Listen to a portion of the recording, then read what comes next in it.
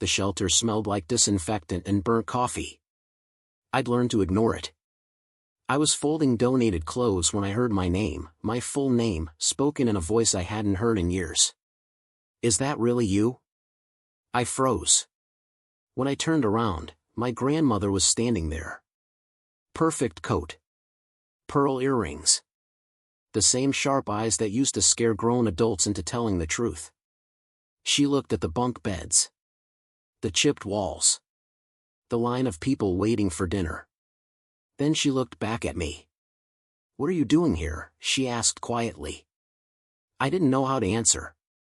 So I told the truth. "I don't have anywhere else." Her mouth tightened, not in anger, but calculation. She took my hands and looked closer. Too close. "You're thinner," she said. "And you're not supposed to be." Then she asked the question that made my stomach drop.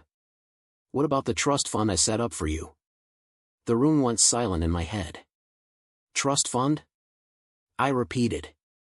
Her eyes widened. "They didn't tell you?" she asked. I shook my head slowly. My parents had told me money was tight. That college wasn't possible. That helping me would ruin the family. I'd believe them. My grandmother let go of my hands. "Oh," she said softly. "Oh no." She turned to the shelter manager. "Can I take my grandchild for lunch?" she asked politely. Then she leaned down and whispered to me, calm, controlled, terrifying. "If there's even a chance someone touched what I set aside for you," she said, "they're about to regret it." And in that moment, I realized something. I hadn't just lost years of my life. Someone had stolen them. She didn't ask where I wanted to eat. She chose. A quiet restaurant with white tablecloths and waiters who knew her by name. I sat across from her, hands folded in my lap, still trying to understand the words trust fund like they belonged to someone else. "I set it up when you were 6, she said, stirring her tea. "After your grandfather died." My chest tightened. "For college," she continued. "Housing. Emergencies. Enough that you'd never be desperate." I swallowed hard. I was sleeping in my car before the shelter. Her spoon stopped. "Tell me exactly what your parents told you," she said. I repeated it all. That the family business struggled. That there was nothing left for me. That I needed to be independent. She listened without interrupting. When I finished, she reached into her purse and pulled out a slim folder. Statements. Dates. Balances. The numbers were real. Too real. "There should still be money here," she said slowly. "A lot of it." I stared at the page, then at her. "Then where did it go?" Her jaw set. "That," she said calmly, "is what my attorney is about to find out." She paid the bill, stood, and placed a hand on my shoulder. "You're not going back to the shelter," she said. "You're coming home, with me." As we walked out, my phone buzzed. A message from my mother. "Why didn't you tell us Grandma found you?" My grandmother saw the screen. She smiled, not kindly. "Good," she said. "They know." And for the first time in years, I felt something shift.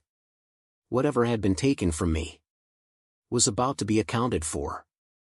I stayed in my grandmother's guest room that night. Clean sheets. A door that locked.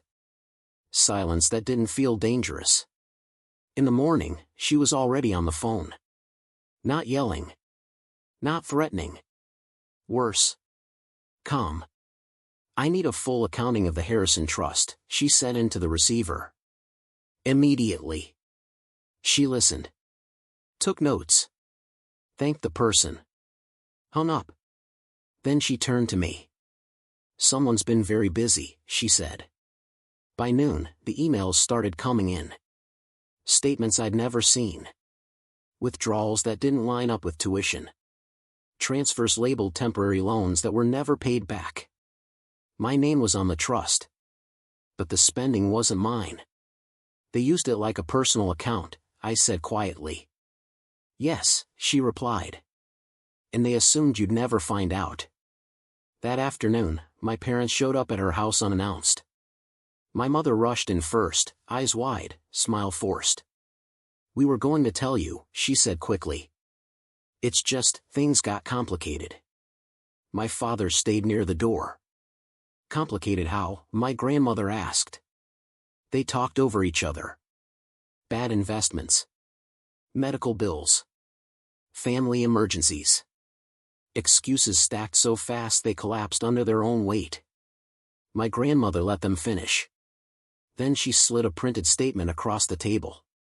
"Explain this," she said. They went quiet. That money, she continued evenly, was protected. It required dual signatures. Court oversight. You didn't just use it. She looked directly at my father. You broke the law. My mother started crying. My grandmother didn't move. "I suggest," she said, standing, "you get a lawyer. Because if you don't, my attorney already has everything." I watched my parents leave in silence. And for the first time, I understood something painful and freeing. I wasn't poor because I failed. I was poor because someone I trusted decided my future was negotiable. My parents didn't call that night. Or the next day. Silence stretched, thick and unfamiliar, like they were finally realizing that the story they'd controlled for years was slipping out of their hands. My grandmother didn't waste time. Her attorney arrived the following morning. Gray suit. Soft voice. Ruthless eyes. He laid everything out on the dining table. Bank records. Trust amendments. Email trails. They moved the money in small amounts, he explained, tapping the papers. Over years. Enough that no single withdrawal looked alarming. My stomach turned. They paid their mortgage with it, he continued. Covered business losses. Even funded your cousin's private school. I laughed once. It came out wrong. I couldn't afford toothpaste, I said. My grandmother's hand tightened around her teacup. They told you there was nothing, she said quietly. While spending what I set aside for you. That afternoon, a letter arrived from my parents' lawyer. Not an apology. A proposal. They wanted to settle quietly. Avoid court. Avoid embarrassment. My grandmother read it once, then handed it to me. What do you want? She asked. No one had asked me that in years. I thought about the shelter line. The nights in my car. The way I learned to disappear so I wouldn't be a burden. I want the truth on record, I said. And I want it back. All of it.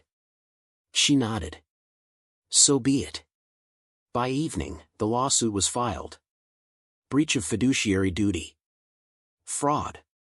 Misappropriation of funds. My phone buzzed nonstop after that. Voicemails. Texts. Panic wrapped in familiar voices. We're still your parents. Family shouldn't do this. You'll ruin us. I listened to none of it. Because for the first time, the story wasn't about what I owed them. It was about what they took from me. Court moved faster than I expected. Not because my grandmother pushed. But because the paper trail was clean. Too clean. My parents' lawyer tried to paint it as confusion. Miscommunication. Temporary borrowing. The judge didn't interrupt. He waited. Then asked one question. Did the beneficiary ever consent? The room went still. No, their lawyer admitted. That was it. From that moment on, my parents stopped being parents in the courtroom. They became trustees who violated duty. Every hearing peeled back another layer. Emails where my mother wrote, "They'll never know." Spreadsheets where my father labeled transfers as silent support. A note that said, "As long as they struggle, they won't ask questions." I felt sick reading that one. My grandmother sat beside me the entire time. She never spoke in court unless asked. When she did, her voice never shook. I didn't create that trust to raise liars, she said once. I created it to protect a child. The judge ordered a full recovery audit. Assets were frozen. Properties flagged. Accounts reviewed. My parents stopped calling me and started calling her. She ignored them. One afternoon, as we walked out of the courthouse, a reporter asked me how it felt to sue my own parents. I thought about it. I'm not suing my parents, I said. I'm reclaiming my life. That night, for the first time in years, I slept without fear. Not because the pain was gone, but because the truth was finally louder than the lies. The forensic report came back thicker than expected. Not just missing money. Years of it. College funds rerouted. Emergency reserves drained. Interest skimmed and buried under household expenses. The total made my chest tighten. Enough to change your entire life, the accountant said quietly. Enough to ruin theirs. My parents finally showed up again, this time in person. Not defiant. Not loud. Afraid. My mother wouldn't look at me. My father looked older than I remembered. We were going to fix it, he said. Once things stabilized.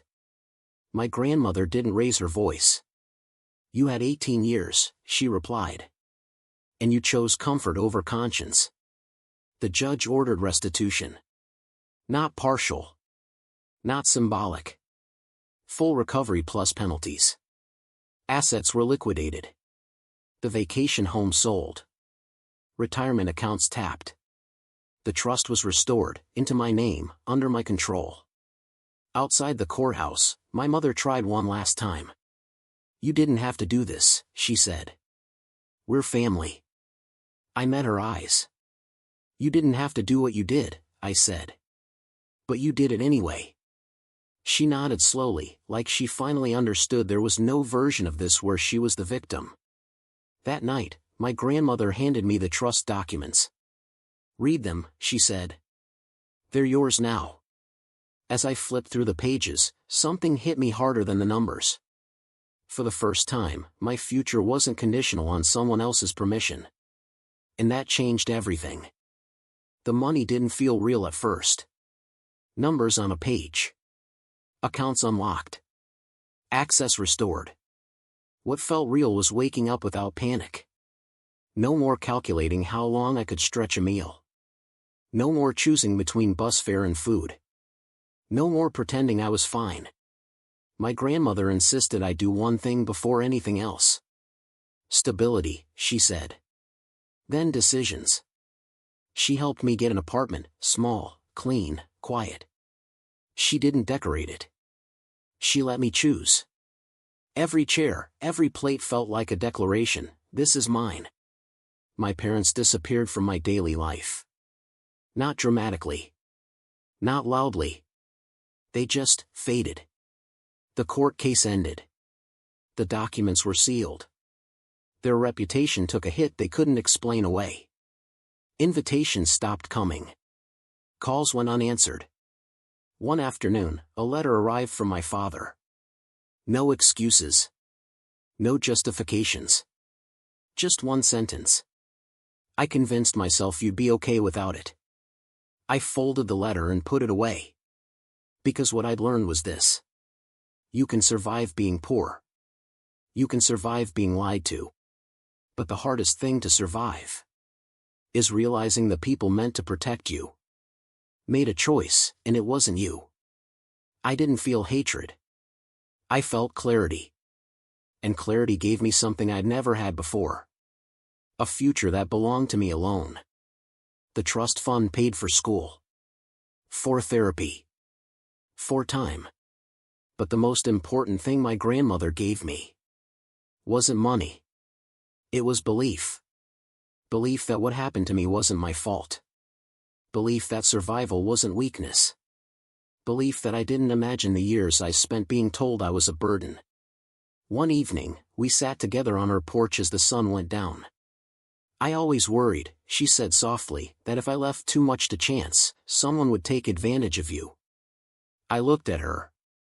You were right, I said. But you also fixed it. She smiled. No. You did. You endured long enough for the truth to find daylight. My parents never apologized properly. And that was okay. Because closure didn't come from their regret. It came from reclaiming what was stolen. And deciding what I'd do with it. I volunteered at the same shelter I once slept in. I paid off someone's tuition anonymously. I kept my life quiet and intentional. When people ask me now how I made it out, I don't talk about lawsuits or money. I say this. Someone finally asked the right question. My grandmother discovered me living in a shelter and said, "What about the trust fund I set up?" And in that moment, everything that was hidden was forced to come into the light.